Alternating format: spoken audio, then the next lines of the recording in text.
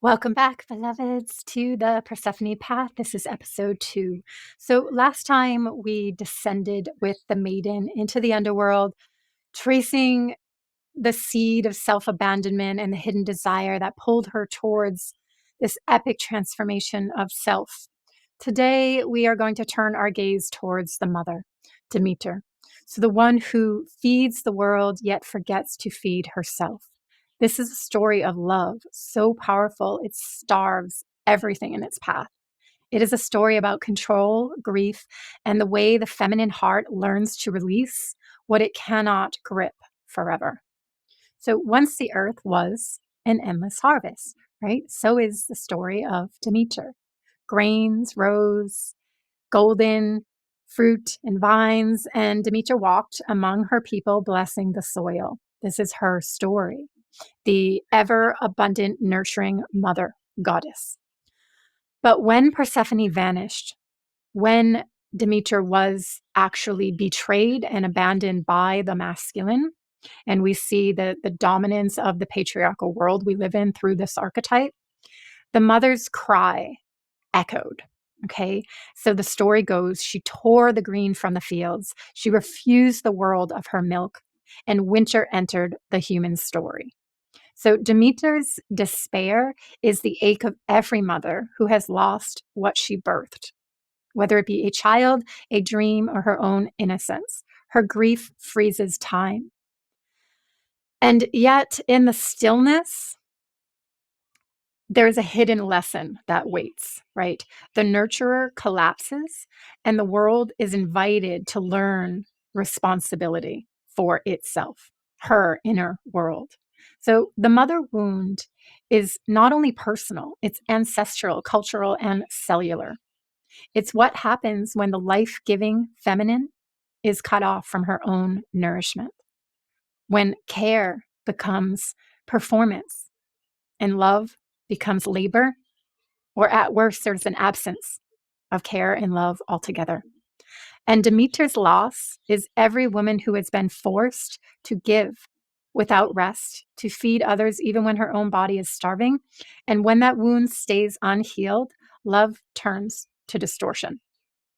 And so the mother who cannot protect becomes the mother who must control, becomes the woman who must control.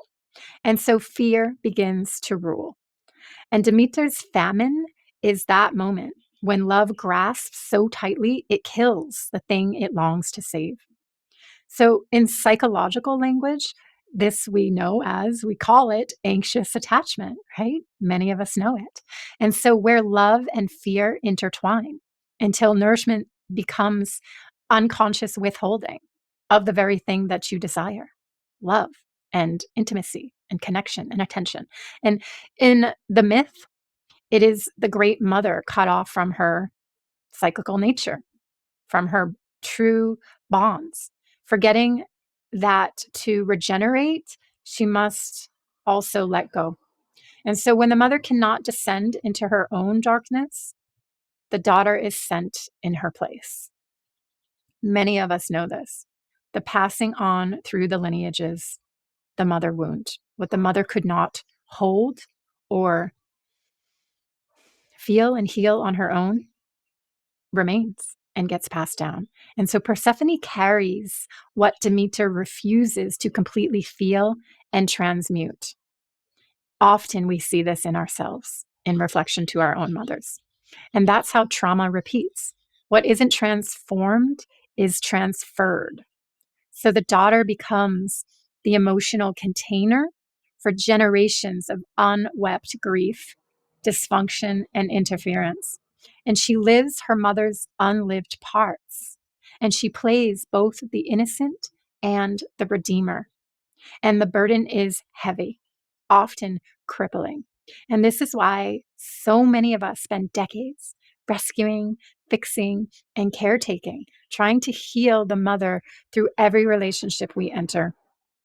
And we become the bridge for the lineage.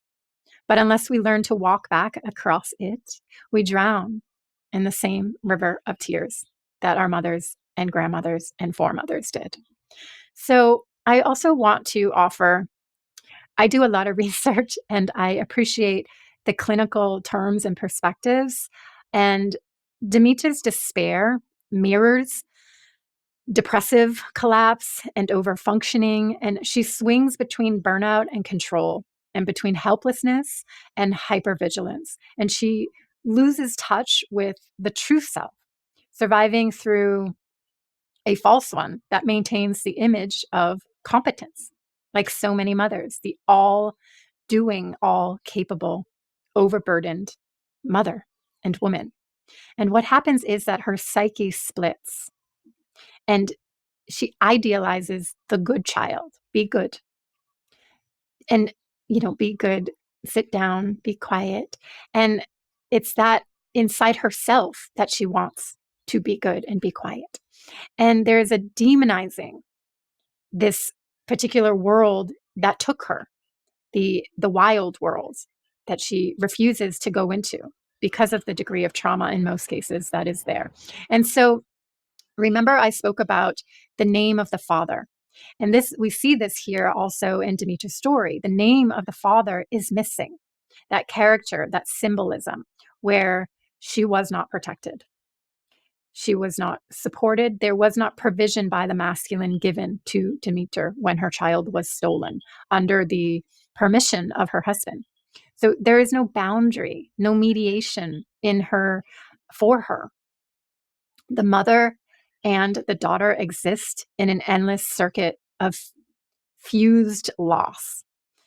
So when that law, the father protection mechanism, which can also look like having enough resources in life, when this is absent, the feminine psyche takes over and becomes its own law. And when the feminine psyche takes over without the balance of its own masculine counterpart, it becomes all feeling, no form. And so here we see eventually becomes neuroses or lunacy, right? The root of that word coming from lunar, from moon, to feel so much. And so Demeter's love becomes famine. Her inability to protect becomes her own imprisonment, and often the imprisonment of her own daughter. And so we see it in families where guilt replaces guidance and where silence replaces truth, and a lack of personal power results in misplaced power. And we see it in the body that cannot rest, in the woman who cannot stop caring when it's time to let go, and in the healer who never stops healing others while bleeding herself. And so in the shamanic world, however, suffering is not failure, it's initiation. And so Demeter's famine is the earth's, it represents the earth entering a ritual grief, a necessary response to abuse. And so her withdrawal is the medicine of winter as she retreats and stops feeding the land and nurturing. She goes into her own dark night, into her winter. And here we see life force retracts, it pulls back. And we need this. We need this sometimes. We need to go into the compost phase. We need to pause so that we can gain and gather the nutrients of what has been. And so it in this return to darkness, new life can take root in that place when we allow the process. The grief of the mother is sacred ground. And so when we refuse to grieve, we trap the seasons. Okay, we trap the essential force, and we stay in a perpetual summer, so to speak, smiling when the soil is actually eroding beneath us, living a life that is not authentic. And so Demeter teaches the art of the sacred pause, the willingness to stop feeding everyone else long enough to feel our own hunger. This pause is the doorway through which wisdom re-enters the world, our world.